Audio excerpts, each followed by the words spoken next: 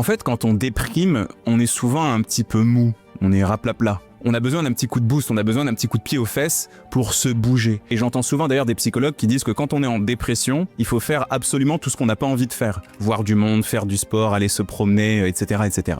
Quelque chose qui aide ça, c'est encore une fois une hormone que vous connaissez peut-être qu'on appelle la noradrénaline. Elle booste en fait notre système nerveux. Et cette noradrénaline, elle est fabriquée à partir de la dopamine, dont je viens de vous parler juste au-dessus. Donc vous voyez qu'en fait tout ça est un petit peu interconnecté au niveau des aliments que je vous conseille aujourd'hui. Mais encore une fois, il faut donner l'ordre à notre corps de transformer cette dopamine en noradrénaline pour que les interactions puissent se faire d'une certaine façon. Et quelque chose qui va grandement aider à ça, c'est la vitamine C.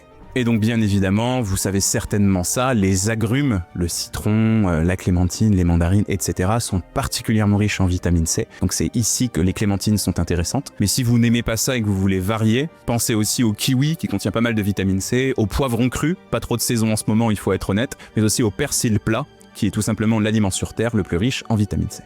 Attention cependant, du persil plat on en consomme 5 à 10 grammes alors qu'une clémentine on peut facilement consommer 100 grammes par jour. D'où encore une fois l'intérêt de varier les sources.